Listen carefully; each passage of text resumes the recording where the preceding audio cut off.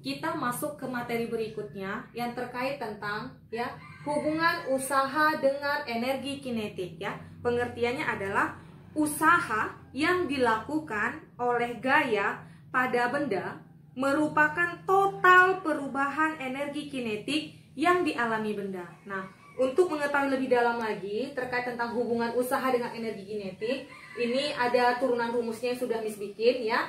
Di sini akan Miss jelaskan. Misalkan di sini adalah sebuah balok ya. Sebuah balok ini diberikan suatu gaya tarik sebesar F ya. Ketika dia dalam keadaan kecepatan awalnya adalah 0 ya, ketika dia sudah mengalami perpindahan sejauh delta X ya, maka kecepatannya berubah menjadi VT. Nah, besar sudut yang ke arah X itu adalah 0 derajat dia.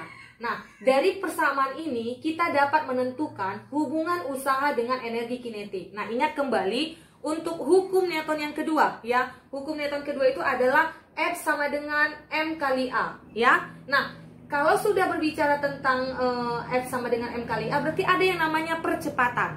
Kalau ada tentang membahas tentang percepatan, ingat kembali tentang gerak lurus berubah beraturan ya. Sesuai dengan gerak lurus berubah beraturan, rumusnya VT kuadrat sama dengan V0 kuadrat ditambah 2A kali delta X. Artinya perubahannya ya, perubahan perpindahannya. Sehingga kita peroleh ya, kita pindahkan ini ke sebelah sana menjadi VT kuadrat dikurang V0 kuadrat sama dengan 2A dikali delta X. Sehingga A sama dengan ya VT kuadrat dikurang V0 kuadrat per 2 kali delta X. Nah, ini untuk nilai percepatannya. Nah, sudah dapat nilai percepatannya, kita masukkan ke rumusan usaha ya. Usaha itu adalah W sama dengan F kali S ya.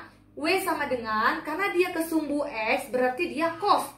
Besar sudutnya berapa? Sudah diketahui belum? Sudah kan? Besar sudutnya itu sebesar 0 derajat ya, kita masukkan. W sama dengan F cos theta dikali S ya.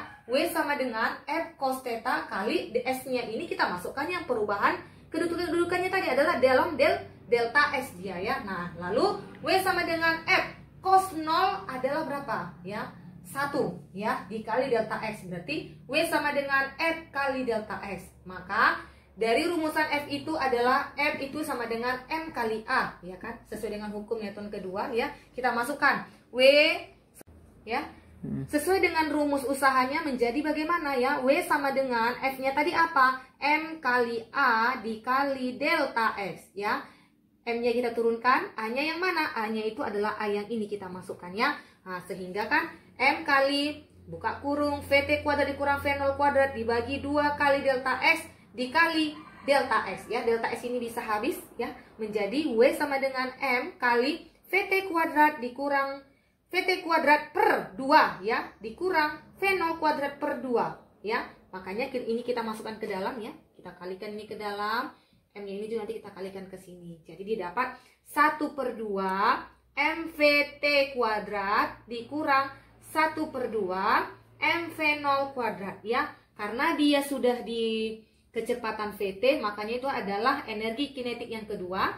Nah, ini yang untuk V0-nya itu adalah energi kinetik yang pertama. Nah, ini untuk turunan rumusnya, pakai rumus ini juga bisa. Nah, kalau di buku ya, kalau di buku itu dia misalkan begini ya, biar lebih paham ya. Kalau di buku memang lebih sederhana ya rumusnya, tapi ini supaya untuk kita lebih paham lagi, Miss buat begini ya.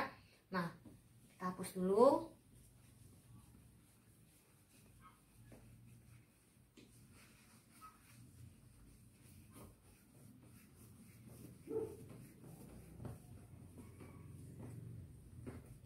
Kalau di buku ya, di sini turunan rumusnya itu begini dia ya. Dia buat begini ya.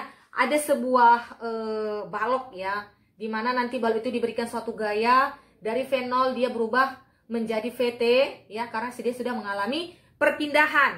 Jadi sesuai dengan rumus GLBB ya, dia adalah VT kuadrat sama dengan ya V1 kuadrat ditambah 2 AS. Nah, begini dia.